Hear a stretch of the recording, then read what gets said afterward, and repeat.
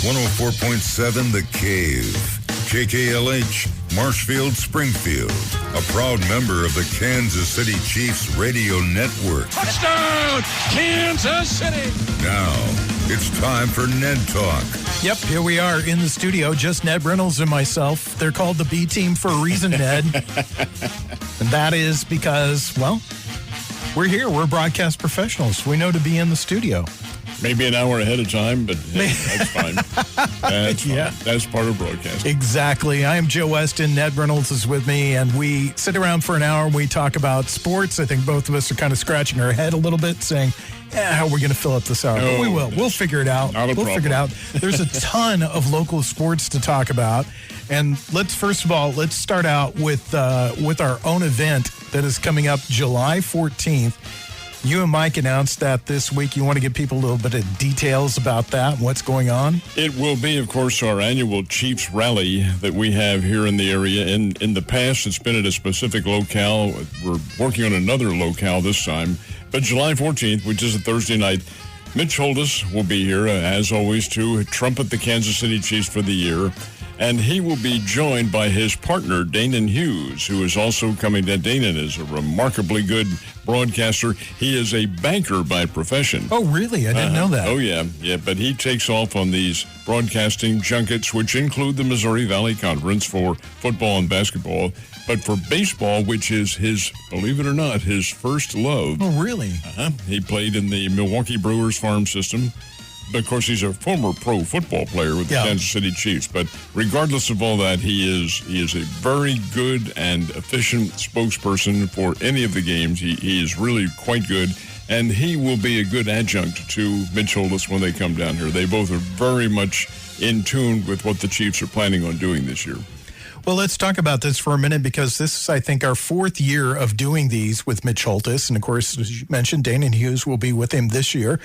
And let's just give people kind of what they can expect when they come to one of these rallies that we have. Art Haynes and I are the MCs for it. Mike, the intern, does the opening for it, and then sits by in relief in case there's any faltering, which, of course, there never is. But over and above that, what we do is pepper questions to both Mitch, and in this case, to both of them, Mitch and Danon, about the Chiefs and what they have planned. Now, Mitch is extremely good at elaborating for 5-10 minutes at a stretch on what to expect, because this is, after all, his profession. He is, I think, for the last 28 years, the Chiefs' principal broadcaster. Danon has been with him as the color broadcaster now for a couple of years, and Danon is an former All-America wide receiver at Iowa, but also a former pro baseball player, but very good at what he does. Over and above that, we'll ask questions. We'll open it to the audience to ask questions.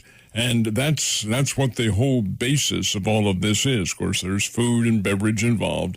And Mike and I will be announcing when the tickets go on sale for this. But it's usually a very popular event. We've had as many as 200 and 300 folks. We've had the governor of the state of Missouri there in attendance in the past. He loves to come down. He was there last year. And who knows, maybe there this year as well. But over and above, it's the audience opportunity to find out an in-depth look at what the Chiefs are going to be doing.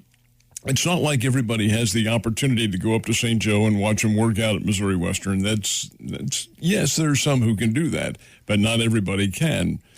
But the opportunity here is for the local fans to have that chance to hear what the Chiefs officials think, not that Danon and Mitch are officials. They are from a media standpoint. But in terms of how the Chiefs are going to look, they are right there and they're ready to go. Like I said, this is about the fourth or fifth year that we've done these. And I've always just been completely impressed by Mitch Holtis and his professionalism. I don't think there's a guy other than you that knows as much about the players and the sport and what he is talking about at that particular moment. And not only can he tell you where the guy played college football at, where he played high school football at, what the name of the high school mascot is, what the guy had for breakfast on most days. Yeah, it's like you said, Mitch Holtis, if you ask him, what sort of cleats does Patrick Mahomes like? 10 minutes later, you'll have an answer. Joe, you have to understand what the charge is to a broadcaster, a principal broadcaster for any team, and that's to know everything there is to know about that team. You have to know it in depth. Mitch isn't a kid. He's been around in the business for a long time. Prior to going to the Chiefs, he was the voice at Kansas State. He's from that area. So this has been his life, and it's his principal duty. Now, keep in mind, this isn't the only thing. He has the Chiefs TV show. He has Minute with Mitch, which is another TV circumstance that they have. The guy is going into the Missouri Broadcasters Hall of Fame next Friday. Wow. Next Friday, June the 10th. It's going to be up at Lake of the Ozarks. He's one of the individuals going in. They're usually only about 3 or 4, somewhere around there. Last year, John Rooney went, and this is the second straight year that I can't make. I know both the guys, and I wanted to be there. Last year, I had a ball game to do, and this year, my granddaughter gets married on that same day. Therefore, moi will be absent. You need to get your priorities straight, Ned. That's all I've got to say about that. That's how good he is. He is a principal part of Missouri sports, actually of 2 state sports, because Kansas and Missouri, after all, Kansas City is right on the border. But Mitch is such an articulate spokesman and does know it in depth. That's the charge of a principal broadcaster. Art Haynes is the same with Missouri State. He's able to articulate very well all of the past events and what players are doing and what their circumstance is in life. And that's the same with Mitch with the Kansas City Chiefs. He's just exactly that way. Mitch also does Missouri Valley Conference basketball when he has the opportunity. And with a busy schedule that he has, that doesn't always exist. Well, if you haven't gone to one of these in the past, make it a plan to go to one of these. If you're not a Cave Club member, get online and get yourself involved in the Cave Club, because you can get early ticket sales this week, because I believe I heard that the tickets are going on sale on Friday, I believe. This coming Friday? Yeah, I believe that's what I heard in one of our promos earlier today. So that would be good. That would be great. And we always, like you said, have a great crowd for it. We have, 200 or 300 people there, and we have food and we have drink, and we generally have a great time. Mitch is a tremendous showman. Ned Reynolds and Art Haynes are also tremendous MCs. And when you get all these sports legends together on one stage, you get a whole lot of sports knowledge, and it's a lot of fun to sit back and listen. And of course, if you got a question, they're always able to answer. But, Joe, you have to remember what the roles of Haynes and Reynolds is, and that is as MCs. The stars of the show, if you can categorize them as the lead individuals, are Mitch and, in this year's case, Danon. The 2 of them will take center stage. We'll ask them the question, sure, but they will be the ones who articulate, and we'll stay out of the running. Think of Mitch and think of Art and Ned in this way. They are the batting practice pitchers for these 2 guys, so that they can serve up home runs for you to listen to. We are lobbing them in there. And if you're not, not feeling football yet, go to this and you'll be feeling football, because that's how good this event is. And I'll tell you straight up front, I'm not a homer. And Mitch Holthus has always impressed me, and every time I walk away from one of these, I have just always been like, all right, let's go watch some football. Let's do it right now. Now, in the past, it hasn't been all of them just answering the questions. He being Mitch, has brought along a video that they show on one of the computer devices. Now, whether or not he's doing that this year, that I don't know, but I assume he will. And it's a recapitulation of the year, the past year, and all the good things that the Chiefs were able to do. Now, they don't necessarily shy away from the less than glorious moments like the 1-3 start. But again, you're getting a detailed look at what the Chiefs can offer. After all, you will have had OTAs all completed. As a matter of fact, the big one comes up here not this coming week, but next week, and that's the mandatory session when all 90 players on the roster have to be there. He'll be able to give you details on that, and able to give you more details of what they'll be doing in St. Joe and what they're going to concentrate on, what the levels, what the weaknesses are. It's really a very good session. Lasts probably about an hour, and then you have opportunities to ask a lot of questions on your own, and they're more than willing to stay there and help. Well, I think this is one of the biggest years for you to go to this event if you've never gone in the past, or if you're a Chiefs fan and you've gone over all the years that we've done it. This will be an important year to go because there's so many new faces on the Kansas City Chiefs. You'll get some insight from the guys that have been there, have seen it, have been watching it. They've been talking to the coaches. They've been talking to the people around the team. They've been talking to the players. And you're going to get insight that you're not going to get anywhere else, and you'll get it with our Chiefs Happy Hour. I'm interested to hear what the both of them have to say about these first two OTAs, and they'll talk about that. Now, the big and final mini camp session comes up, and I believe it starts on June 16th, if I'm not mistaken. But it is mandatory. All the players have to be there. The first two that they had, which was a 2-practice session and then a 3-practice session, which was this last week, are not mandatory. You don't have to. It's encouraged that you're there, but you don't have to be. Well, 2 of the Chiefs' stalwarts were missing from that, Frank Clark and Chris Jones. Neither one of them showed up. Well, they did not have to be. They're veteran players. Well, the coaches, when asked about that, say, hey, we've noticed that Jones and Clark aren't there. Oh, well, it's no problem. They're working out on their own, and they told us they wouldn't be there, and so forth and so on. Well, that's coach speak. I think probably the Chiefs may have had some second thoughts about both of their absences, because if you're a dedicated member of the team, and I'm not casting aspersions, but if you're a dedicated member, then you do show up to some of these. Again, they don't have to.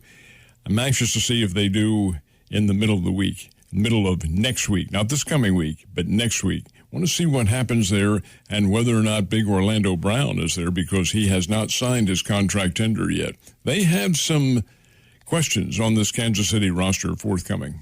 You're listening to Ned Talk on 104.7 The Cave, your local live sports talk show.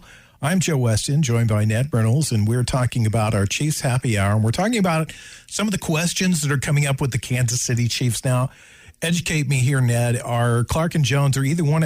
I don't think one of those guys signed a big contract last year. So, I mean, there shouldn't be any. Jones is already under contract, and Clark did sign an extension last year. Of course, that sometimes doesn't mean a lot in football. Only as good as the paper that it's written on. No, I don't mean that to be serious denouncement of how they work things, but you can cut players in the NFL if they aren't performing up to capabilities, and that figures into your salary cap.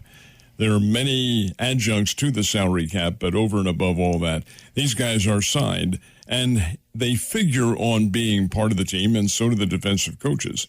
Still, it would be well to have them there for any kind of practice session that you're going to have. Not that they're going to learn a lot, but the fact that they can contribute to what is going on and help some of the younger players. After all, that's the nature of this business. It is the nature of any professional sports franchise. You're always looking for those young and up-and-coming players, and Kansas City Chiefs are no exception. So again, we'll debate those points as the weeks go on, and then June or July the 14th, when Mitch and Danon are here, then we'll be able to get a much more detailed look at what's happening with this franchise. One of the questions that's certainly going to be asked is, how do the Chiefs compensate for the lack of Tyreek Hill? Well, they've already answered some of that. They've drafted wide receivers. They've drafted a lot of speed. My personal opinion is you can't draft the athleticism of a guy like Hill. That's one of a kind. Yeah. And over and above, you have to adjust. And that's what all of sports is making the adjustments. Going back to Frank and going back to Clark and Jones, has there any word come from either one of them why they're not attending? No, neither has offered an excuse, and it's fine. They don't have to. It isn't mandatory. The real excuse, if there is one, is, boy, it's hot. Well, I was going to say that, too, because both of these guys are not on the field typically 16, 17 games a year. They're usually 10, 11, 12 games because of injuries. They get banged up a lot. They push through a lot. So, I mean, do you think maybe the coaches say, it's okay, don't worry about it, show up when we get to the official OTAs? The longer you've been around, of course, the more leeway you have. But yet a guy like Mahomes, who is on the field all the time, he's there. He's working out with the team. In fact, even during the offseason, he invited players down to his home, I think it's in Texas, and worked out with them on their own. A difference in focal point of what you're doing. Of course, with the big lineman, you're getting a lot of physical contact, and with the QB, all you're doing is running the team. Thank you. He's kind of the CEO of the offense. But again, and I'm just voicing a personal opinion on this. Yeah. Again, you would like to have, at least I would anyway, if I were the head coach and the administrators of the team, I would like to have all of the key elements there, even though it isn't mandatory. Both those guys are getting up there in age, too. And, it's just one of those things. I agree with you. You like to have everybody there, and especially two guys that are leaders on that side of the ball.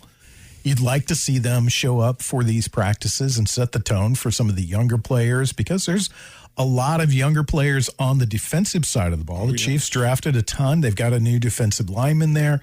Apparently, he's turning some heads in the OTAs. The kid from Purdue you're talking about, and he is a pass rusher, a defensive end, Karlaftis from Purdue, and he's pretty good. And yes, in these sessions, he's excelled. But then again, he doesn't have his chief competition there in a Chris Jones and a Frank Clark. How would he stand up in comparison to them? We're not going to know. You can make a visual observation, but you don't really know until you've seen the action going on. Still, in all honesty, there's such a long time and so many barriers to get over and so many hurdles to, in fact, conquer. It's not fair to make any judgments now. It's simply making an observation that in practice sessions, it'd be good to have them there.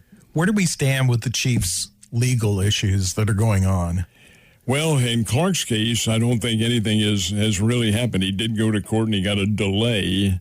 That delay has been ongoing here for a long time. This is a weapons charge against him, which happened in January a year ago. Yeah. And some of the others, I'm afraid I can't really offer any kind of comment along those lines. But in terms of their salary cap, they're right there. They're on the edge. They have, of course, a limited amount of money that they can spend under law, under rule, with the draft choices. The highest draft choice, I believe, is allowed $4 million, and that's probably what they'll get. But over and above that, then you can kind of balance it on the way down. The second-round draft choice gets so much and so forth and so on. But you still have to be able to balance your team and pay for any forthcoming free agents they may want to sign, and then make decisions as to who's going to stay with this team. You have a roster of 90 right now. You'll have a roster of 53 when the season kicks off.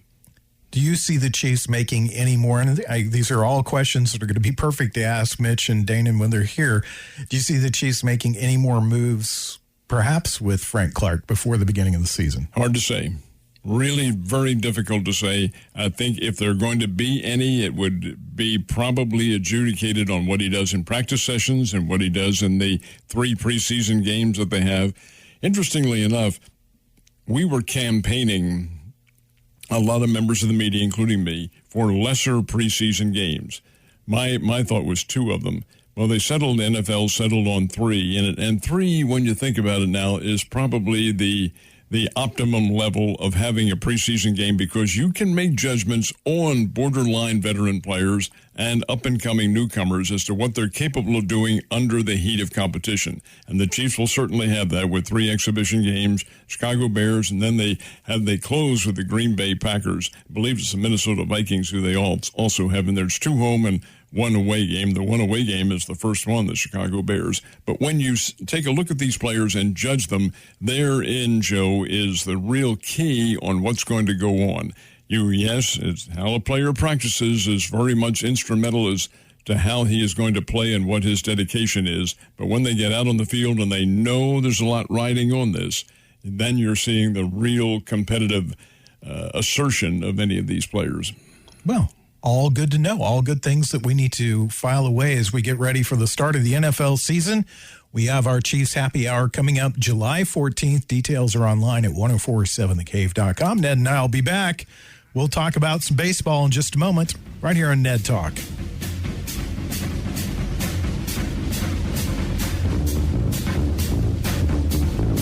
You're listening to Ned Talk on 104.7 The Cave, part of the Kansas City Chiefs radio network. Back to Ned Talk on 104.7 The Cave. A proud member of the Kansas City Chiefs radio network. Hanging around on a Sunday afternoon, talking some sports. I'm Joe Westen with Ned Reynolds. We are B teamless today. All of them decided to take the day off. Jake's in Canada. I told him there's no more draft. He didn't have to worry about that, but I'm not sure. Not sure Jake got that one yet. So we talk about local sports a lot on this show, and we've got a lot of local sports to talk about, specifically our Missouri State Bears baseball team. What's going on, Ned? They are a remarkable aggregation of players. The team they haven't really gelled until now. Now, that's not to say they're not very good. They are. They won 30 games. But it's been an up-and-down year with a lot of injuries, and Coach Keith Gutton and all of them have been very frustrated with what's going on because of the fact they weren't able to be consistent as the season went on, especially with the pitching staff. Ty Buckner, who's outstanding players, had trouble coming back from injury, and some of the other stalwarts on the team have had to sit out because of injuries. Well, now those injuries have begun to abate, and the Bears, as most of you know, went ahead and won the Missouri Valley Conference postseason tournament here in Springfield, and that was last Sunday. They were the first team with the home field advantage to win the conference title on their own home field since 2011. Creighton was the last team to do that, and Creighton's not even in the Valley anymore. That's how long it has been. Well, the Bears went ahead and won, and it was a great showing indeed. They came back, had a couple of really monumental ravines to hurdle, and they were able to do that because offensively they are a very good team. All right, they get into the regional. Assigned to the regional in Stillwater, Oklahoma, which is being hosted by Oklahoma State and which is in progress as we speak. Here's the deal. The Bears lost their opening game to Oklahoma State 10-5. Made a nice little comeback in this ballgame, but Oklahoma State, folks, is very, very good. That was the second time the Bears and Cowboys had played this year. Today is the third time they played. Bears lost the first one 5-1 back in late February when they went to Stillwater. Lost on Friday 10-5, and now they are playing at this hour in, I guess you could classify it as a loser's bracket game. The loser of this one is finished for the competition for this year. In the top of the first inning, the aforementioned Ty Buckner is getting the start for Missouri State. There was no score in the top of the first. Long way to go. But I'll tell you, Joe, what makes this whole story and their whole mission for this season so improbable. This is a team that is never, and you can put that in uppercase, never out of a game. Yesterday, they played Grand Canyon, a very nice baseball team from Phoenix, Arizona, and a member of the Western Athletic Conference, a WAC team. Grand Canyon, folks, had a 7-1 lead going into the eighth inning. 7-1. These are 9-inning games, folks, as are most of them. All right, 7-1 going into the eighth inning. Bears were able to tally a couple of runs in the eighth and make it 7-3. All right, there's still that little flicker of hope. Come on. Yeah, 7-3. You have to have a grand slam to tie it. Most teams feel safe if they have a 4-run or better lead. What the Bears did was better that by one and got a 5-run rally in the ninth, capped with a couple of home runs, a big one by Mason Hull, which put the Bears over the top at 8-7. They won the game. They scored 2 runs in the eighth and 5 in the ninth, overcame the deficit and win the contest, and of course go on to the second game or the loser's bracket game against Oklahoma State. When you get into competition like that, that is utterly remarkable that they were able to pull that off. And they can when they get into a rhythm because they have that kind of offense on this ball club. They have Dakota Katowski, who I think has 25 home runs on the year individually. Going into the competition, the Bears had hit 99 home runs for the year. 99. That is not a record, but it's pretty doggone close to it. Now they're, of course, 103, 104, whatever it is now, for the season. This is college baseball now, gang, but they're playing in regulation depth ballparks, and O'Brate Stadium at Stillwater is an outstanding ballpark. It's brand new. Well, it's 2 years old now, but funded by one of the wealthy oil grads from Oklahoma State, Mr. O'Brate. And it's something like $20-25 million, somewhere around there. It's a beautiful place, beautiful stadium, and certainly worthy of being a regional site. Okay, the Bears were able to hit the home runs down there, come from behind, and win 8-7. Today, they're playing Oklahoma State again. Oklahoma State had a big lead over Arkansas last night and squandered it and ended up losing 21-12, I believe the final score was, that Arkansas won. So Arkansas's in the winner's bracket, and they are awaiting the winner of this game today. Play them later on tonight. Now, what happens if there's a loss? Well, then they have to come back and play a third game, which I assume would be tomorrow. And from that point on, then you go on to the Super Regional, which is 2 teams playing a best-of-3, then on to the College World Series at Omaha. Bears have been there once before in 2003. They would like to go back again. It would be a tremendous story if they did, even if they didn't. Keith Gutton's ball club, under the direction of Joey Hawkins and the pitching coach Paul Evans, they have been pretty doggone remarkable in every single respect. And gosh, everybody should be very proud of what they're able to do. Have kind of put together a team through duct tape and rubber bands and held them together. And here they are with a chance, at least a fighting chance. I wouldn't call it a good one, but at least a fighting chance, a puncher's chance of getting into championship further competition. As a coach, as I've mentioned many times in the show, you always just want a chance. That's the only thing that you can ask for. And I would always tell my kids at the beginning of the season, it's not how we start, it's how we end the season. And I think Coach Gutton and the staff there has a lot to be proud of, because nobody expected the Bears to be where they're at today. I heard you talk a lot when you do your morning breaks with Mike and on right here in the Cave. And again, I'll recommend to everybody to listen to those. You do those each weekday morning, 7:20, 8:20, and then you do your update throughout the day right here. And I got a lot of insight in how the Bears were playing. And while you didn't say the Bears were a bad team, I could tell just by your voice and the things that you were saying, you yourself were frustrated with the way the team plays. And then to find them here, that they're on the cusp of doing something truly amazing. Everybody loves a Cinderella story. But you've got to love a Cinderella story when it's local, when it's right here. Joe, I'm going to give you even a further update on that. Did a ball game last night, Springfield Cardinals and the Arkansas Travelers. Scott Bales is my partner. Balesy is a Missouri State alum. So he says to me, all right, Reynolds, level with me. Hand in the air if the answer is yes. How many bailed out on the Bears when the score was 7-1 in the 8th inning? And both of us had to raise our hands. We had bailed out on them. We had been doubting Thomas's, and yet they are, folks, never out of a game. I don't care what the deficit is. This team has a lot of fighting spirit to it and a lot of offense to come back. That's a fun type of baseball to watch when you've got a team that you just, if they're going to get into the bullpen, if they're going to get that starter pitching count up, and a team doesn't have a great bullpen, and I would imagine a lot of these college teams don't have fantastic bullpens. That's one of the deals that you have to address when you have a regional tournament and a super regional tournament, which is best of 3, and even when you get into the national tournament. How deep is your pitching staff? And you're right, Joe, not many of them at this level, even a high level of Division I, can say, hey, we have 4 great starters. No, that's for the pros. That's why they are pros. But in the college level, if you have 1 and maybe 2, you have the basis for a very good team.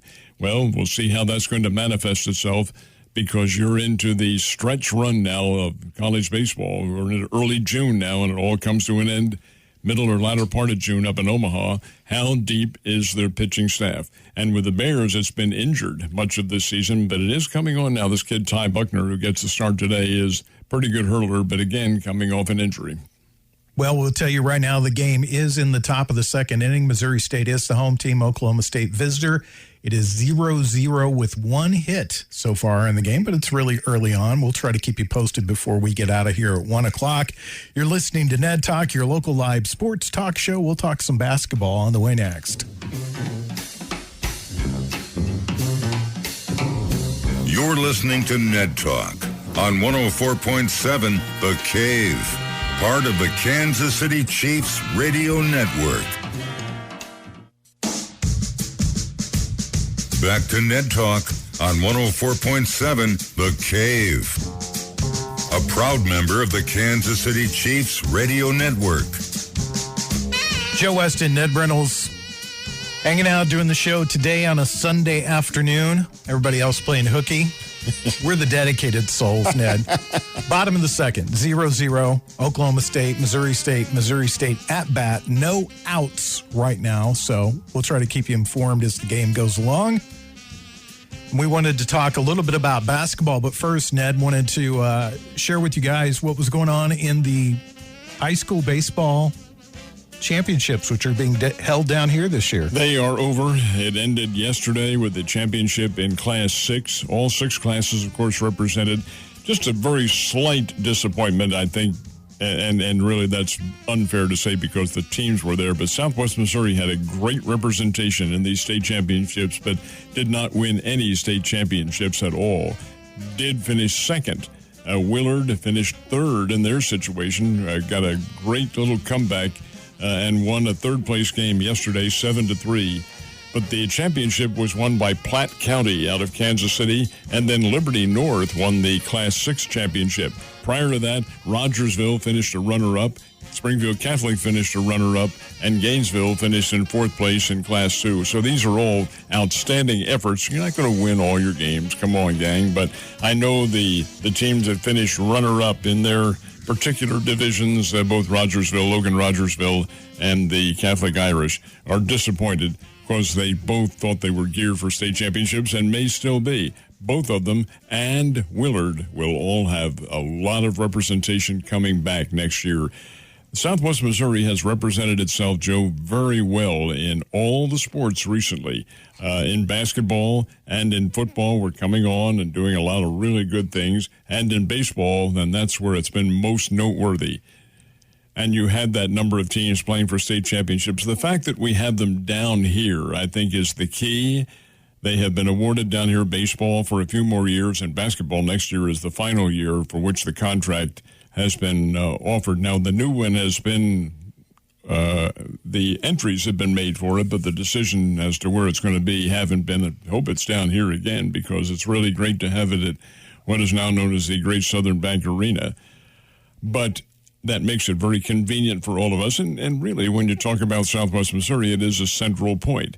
But wherever it is, be it Columbia or be it here, teams do have to go a fairly good distance to get there, although here it's much more amenable to us. Nonetheless, it's seeing the very best in the state playing, and that is a key. Tennis is already here. Girls softball is here out at the Killian Complex.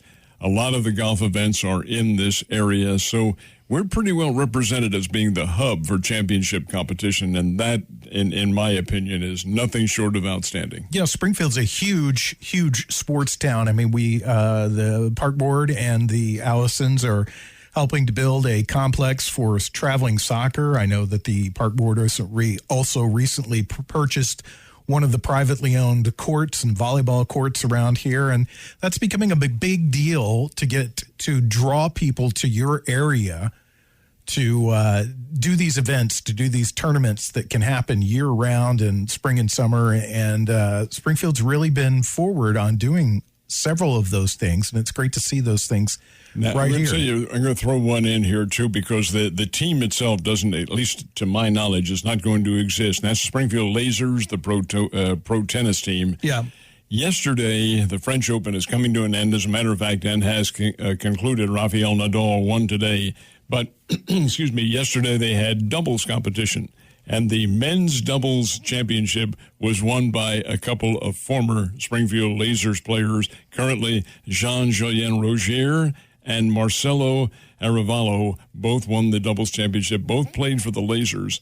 Rogier most recently, and then Arevalo a few years ago. But that's really nothing. That's how it works when you have that pro tennis going on like that. And that's really noteworthy and a voice for congratulations. I don't know what the Lasers are going to do this year. Apparently, they're not going to play here this summer, even if they exist at all. Really? Why is that? Well, the league has begun to dwindle, and the individual who founded World Team Tennis, Billie Jean King, doesn't have a franchise in this competition anymore. It was the Philadelphia Freedom, but she decided not to continue to back them, and the other backers of the Freedom went ahead and dissolved their ownership too. So only 5 teams in the league. Last year, they all played in November, out at Palm Desert, California. Don't know what they're going to do this year as far as the manifestation of it, but I do know they're not going to be here in the city this year. That's really disappointing because I'll be honest with you. I'd heard about the lasers for several years, and you asked us to come out to one of the events, and we set up out there and did a show out there, and it was a lot of fun. The courts were amazing, and watching that level of competition play right here in Springfield was pretty amazing. Hey, these are top-notch pros. Yeah. And they're there keeping their game. The season was compacted all into the month of July. It used to be. And that got the individuals ready for the further competition, the Masters tournaments in Montreal and in Cincinnati, and then ultimately in New York City where the U.S. Open is held. That's why they were keeping their game sharp at that time. But evidently it didn't financially manifest itself to continue, and as a result, it isn't, to my knowledge, going to be held this year unless they go back to their competition out of Palm Desert again. Really interesting. Keep us surprised in that. I'd like to know what's going on with that because, again, it's like I said, it was a lot of fun to watch, and the Cooper Tennis Complex is pretty amazing. Well, it's one of the best in the country. If you haven't been out there and checked it out, it is an amazing complex to watch. And you mentioned earlier, too, about women's softball or softball in period. The Killian Complex is one of the best around, too. It's been the host for the state championships. It has been the host for conference championships. It's where the Missouri Valley Conference held its women's softball tournament this year, which was won by Missouri State, I might add, and sent them into the NCAA softball regionals. The women's softball national competition gets underway this week, and that's all held at this huge stadium they have in Oklahoma City. Lady Bear, well, they're not the Lady Bears. They are the Bears softball team, will not be there. They were ousted by Missouri. And the softball season is about a week ahead of the baseball season in terms of their tournaments. But it will be held in Oklahoma City, and I just can't believe anybody's going to beat Oklahoma.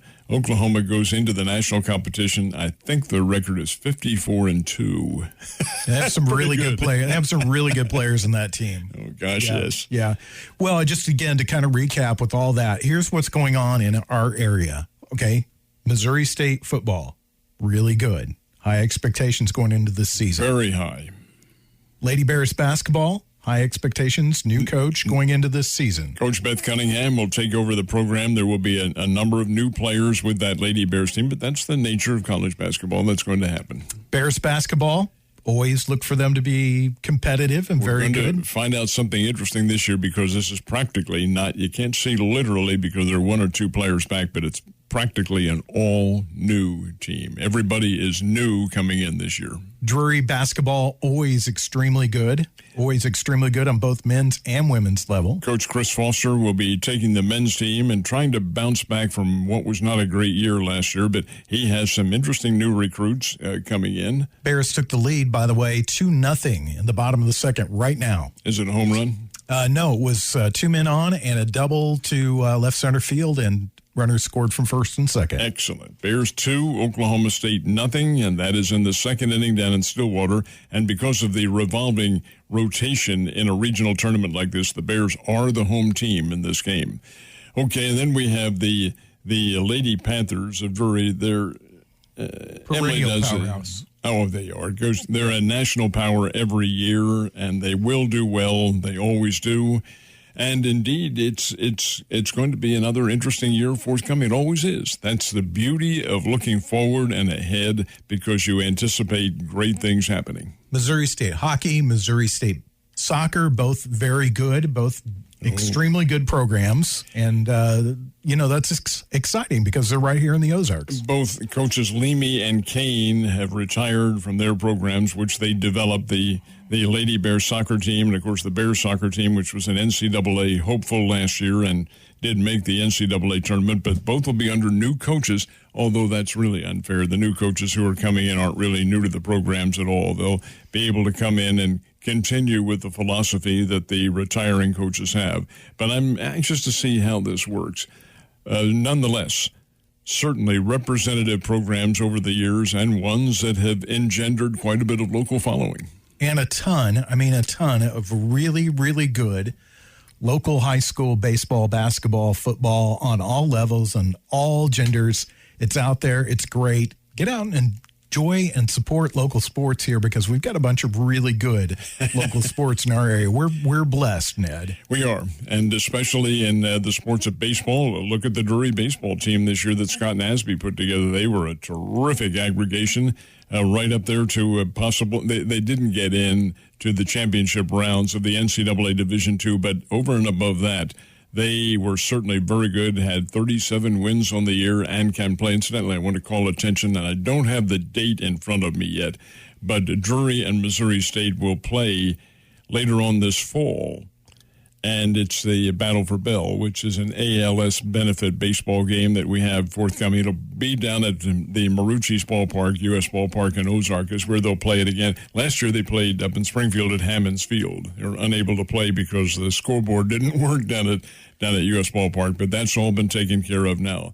Anyway, Drury and Missouri State will get it on in baseball. Both are very good teams. Both will have a lot of good ball players returning, and it'll be a lot of fun to watch. But over and above, it is a benefit for the late Howard Bell and the ALS Foundation at Cox. Runners at first and second, 1 out, bottom of the second inning.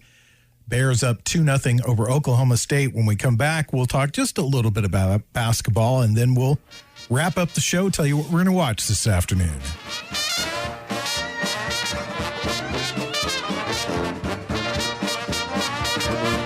You're listening to Ned Talk on 104.7 The Cave, part of the Kansas City Chiefs radio network. Back to Ned Talk on 104.7 The Cave, a proud member of the Kansas City Chiefs radio network. Some cloudy skies this afternoon with a chance of rain. High in the low 80s, rain first part of the week. Keeping you up to date on that Bears game. It's 2-0, still bottom of the second. Bases loaded. Who's at bat here? They had it just a second ago. I could see it, but Baldwin. Oh, Drake Baldwin. Drake Baldwin is the catcher on the team, and he is a major league prospect. I would suspect somebody will be signing him or at least drafting him, but I think he also has another year of eligibility. I'm not positive on that, but Baldwin has been a great asset to the Cardinals this year. Had a home run yesterday. The kid can play. He's 3-1 count on him right now. Hitters count. So a walk here and a run comes in, right? Yeah. RBI so for Baldwin. We're watching. Had a couple of Game 7s over Memorial Day weekend. The Celtics bucked the trend and beat the Heat, and they are in the championship, 3-2 count right now. And they surprised Golden State in the first game. Big comeback. I saw some people wrote comeback for the ages. Well, it was a unique game in a lot of respects. I thought even when the Celtics were playing the Heat, and I mentioned this on the air with Joe, that with Mike, I should pick the Celtics to win because I thought they were the better man-to-man team. And yet they did not have home court advantage, and they were down at one time. However, came back, and they beat Miami in Game 7. Okay, now they're playing the Golden State Warriors, and I really feel like Golden State is favored.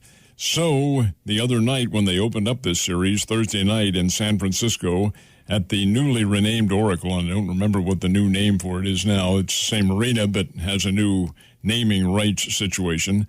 Here is Golden State ahead by double digits going into the fourth period. Now, this is a team with long-distance shooters. You have Stephen Curry, you have Draymond Green, who's a power underneath. I don't know what happened to him, but that team absolutely deflated in the fourth period and got outscored by the Celtics 40-16. 16 points is all Golden State got in one period? What on earth? Anyway, they fell apart. Boston won at 120-108, and the Celtics have not only a 1-game-to-none advantage, they have seized home court away from Golden State. So that series continues tonight again out in San Francisco, and then it moves for the next 2 games to Boston. And this is the NBA championship, folks. This isn't the semifinals. This is it. This is the championship final, best of 7. Very interesting matchup between two historic teams, Joe. I'm going to take you back into a little bit of history because when I was in school and in college, it was initially the Warriors and the Celtics. only they were the Philadelphia Warriors at the time. This is before they moved to San Francisco. And with Wilt Chamberlain in his beginning years as a professional, their games with Boston, Chamberlain against Russell, were absolutely monumental and really, in many respects, were the Eastern Conference Championship Series for all those years. Then Philadelphia pulled up stakes, moved out to San Francisco, and in came the Syracuse Gnats and became the Philadelphia 76ers. Hit me.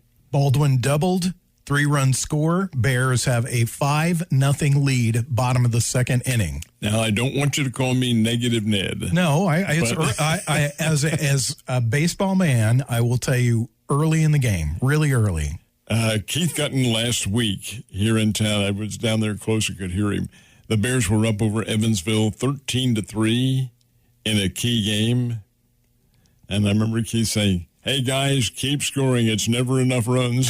Yeah, exactly. That's what you want. You just keep your foot in the gas and keep on going, especially in these college baseball championships, because you do see huge comebacks all the time. I did a game on TV about 4 or 5 years ago. The Bears in Oklahoma State up here at Hammons Field on a very cold and windy March afternoon. The Bears got up to a 6-0 lead on the Cowboys. And Oklahoma State won it coming from behind. This is a very good Oklahoma State team. Josh Holliday is their coach. That's Matt Holliday's brother. Matt's brother. And he's part coach of that team, too. Oh, yeah. Yeah, he is on there as well, lending his expertise. This is a good team, folks. Both 5-0 is where you'd rather be, of course, but let's see what happens as the game goes on. All right, what are you going to watch this afternoon? Well, probably do some mowing. I've got to finish up my mowing, and then hopefully get a chance to watch a little bit of this game on the streaming, and then probably the Cardinals and the Cubs tonight at Wrigley Field. Oklahoma State has changed pitchers, by the way. So game at a little bit of break right now. 5-0 Bears over Oklahoma State. Early on, though, bottom of the second inning. I'm going to go try to find this game. See if I'm going to pay for some streaming just to watch this baseball game, because I'm really interested now. You've got me into it. Good. And you know what? We can do the show without these other guys. We'll just fire them next week, okay? There you go. All right. Not really, but there we go. Yeah. I want to say thanks to Corbin Campbell, Brian Tyndall, Mike the Intern, and our very own Nick Fury. It is Ned Talk. If you're just tuning in and thinking, gosh, I missed it, well, you can download it as a podcast online at 1047thecave.com. We'll see you next Sunday.